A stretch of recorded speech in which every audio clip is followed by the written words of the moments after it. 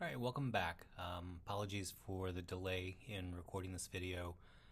Time really just got away from me yesterday, and so I'm back at it today. So a couple things that we want to hit in this video is we want to talk about the different groups that were kind of setting the stage for the ministry of Jesus and things that Jesus is responding to, and consequently that the early church will be kind of born out of. Not necessarily that the church is responding or rejecting to these things, but definitely this is kind of important movements that we need to be aware of as we are approaching the Christian scriptures. So in the last video I talked about Hellenization, which is when Greece is overtaken by Rome, and so culturally most of the Mediterranean is Greek in nature. Food, folkways, customs, folklore, lines of thought, that are very dependent upon Plato and Socrates, philosophically anyway.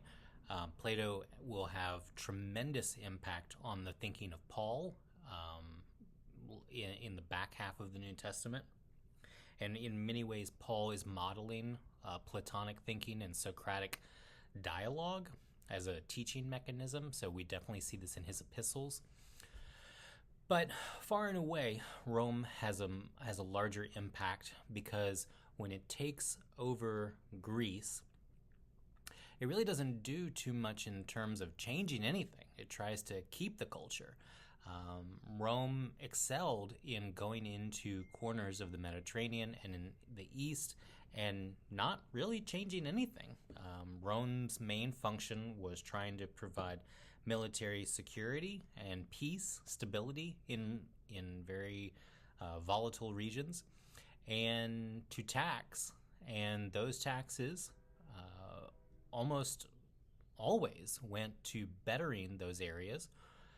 Maybe the people in those regions did not feel that way, but in terms of developing roads, in terms of trying to develop waterways, in terms of trying to keep the peace from feudal or, basically gang-related activity, you could say. Small bands of individuals who kind of take over an area and try to, kind of make everyone their slaves and taxing them. So Rome offered a great deal of peace and stability that is often overlooked when we are looking back thousands of years and trying to reconstruct this period of time.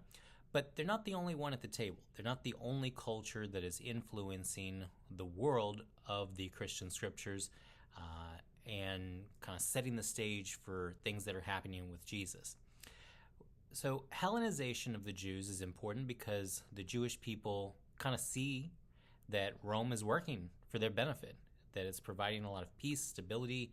They're not trying to enslave like the Babylonians. They're not trying to force customs on anyone like the Greeks.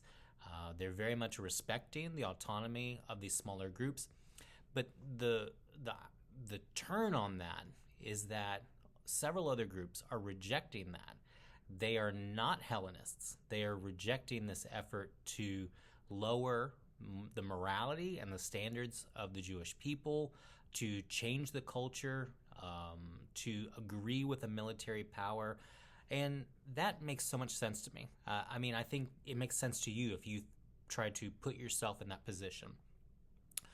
Where you live, where you are at in your life right now, if there were any other country who came in right now, today, and said, we don't want to change anything, but you're no longer American, you're French, you're no longer American, you're German, you would object to that because so much of your identity is tied up in what it means to be an American.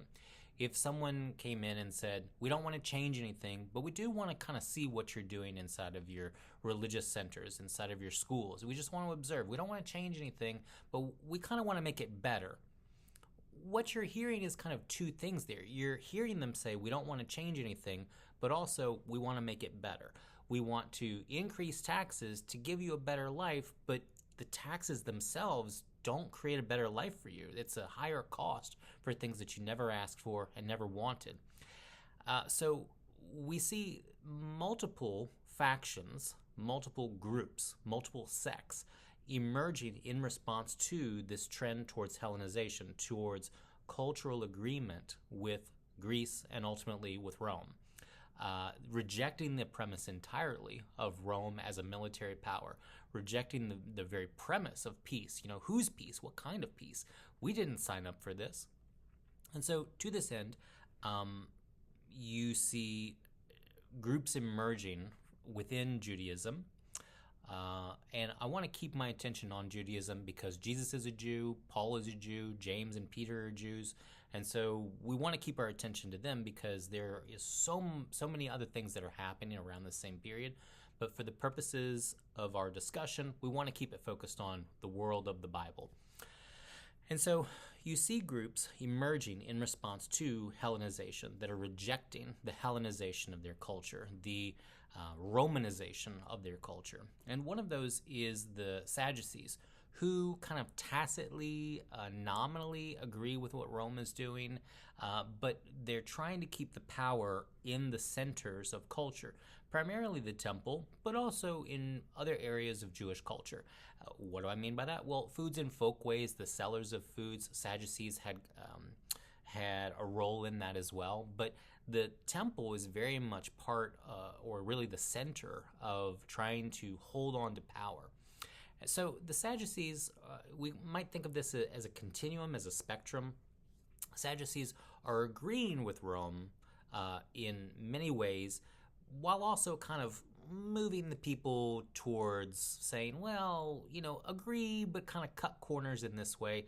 Agree with what Rome is doing, but, eat your own stuff. Well, agree with what Rome is doing, but, worship the way you want to.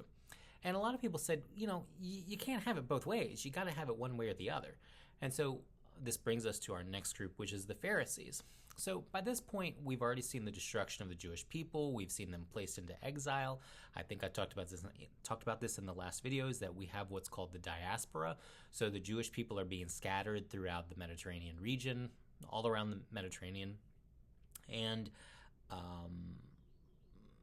the Sadducees are trying to keep the control of religious power in Jerusalem. We've talked about how Ezra and Nehemiah returned to Jerusalem to try and rebuild the walls, to ultimately rebuild the temple. By this point, the temple has been rebuilt. And we see this group that's kind of going along with Greece and Rome and, kind of building up towards the Sadducees. But these other groups and these other factions are kind of splintering off. And they're doing their own thing. And the Pharisees are a group that kind of reject the entire religious center that the Sadducees are building with the Roman Empire and with Roman money, and saying, you really just can't have it both ways. Like, we're either loyal to God or we're loyal to Rome, and we as a people are never going to be loyal to anyone other than God. And so the Pharisees are building their own centers of worship, their own centers of learning, what is called beit or house. The beits, B-E-T, the beits are these houses of learning. So different schools, different beits are being built, and the most famous of these would be the debates that are taking place between Beit Hillel and Beit Shammai. So B-E-T, Hillel, Beit Hillel, Hillel. Hillel is an organization that exists on many college campuses across America and really around the world. And Hillel's thinking is more equitable. We might say it's less heavy-handed. Many of the things that Jesus will say will be echoes of the teachings of Hillel. In Jewish literature, there is a collection of texts that are sacred but not given the same weight as the Hebrew Scriptures, not the same as the Bible, called the Talmud. And in the Talmud, there are other documents, the Talmud, the Targum, the Gemara, and these documents refer to Hillel having won many of the debates of this period. And Hillel's thinking is very, ironically, very philosophical, very romantic, Roman-like, in the sense that he's really just trying to get to peace in most of his teachings. Hillel Beit Shammai, Shammai would be another leading rabbi of this period. Again, we're talking about these schools of learning, these beits that are existing outside of the temple structure.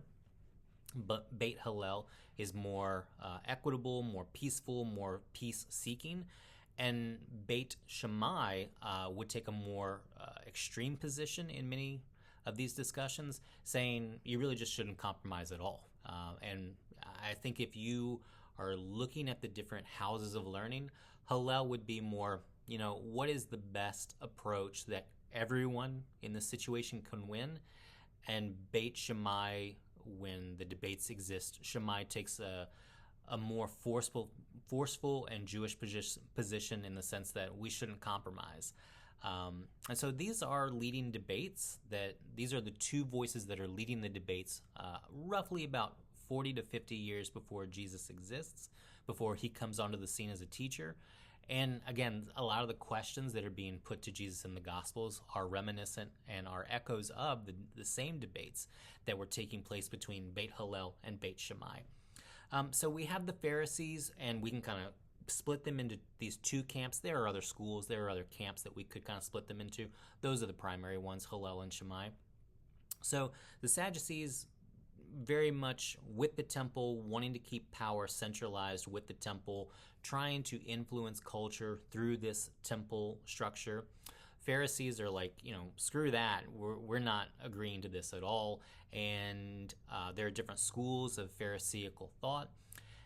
When we fast forward the tape, what we'll see is that Paul is a Pharisee in nature. He is trying to seek the peace. He is trying to reject the temple and the temple structure and the temple as a center of power.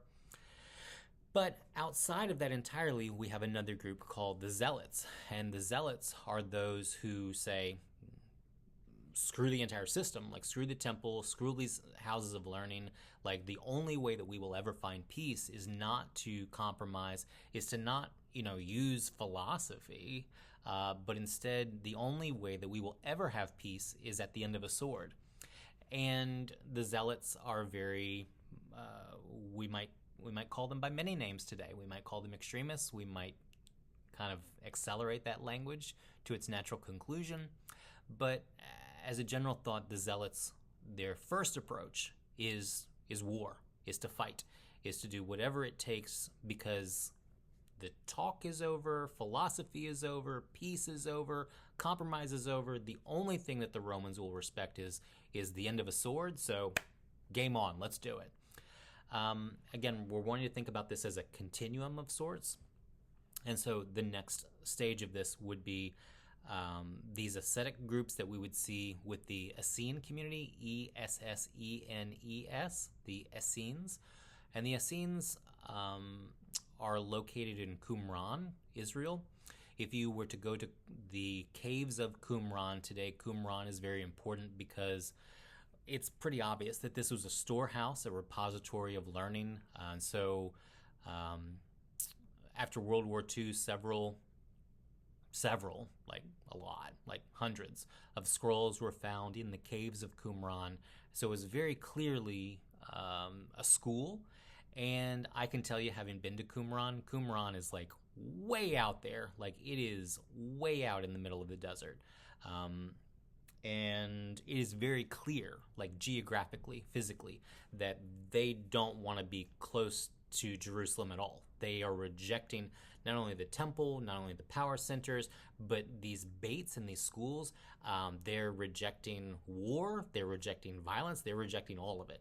It is very clear that the Qumran community is trying to collect and store books and records to keep the Jewish identity alive, basically by collecting and keeping these records, and to live a life that entirely rejects this system, the food folkways that the Sadducees are trying to hold on to, the power centers with Rome, the whole thing. They're just rejecting violence of the Zealots. They're rejecting everything.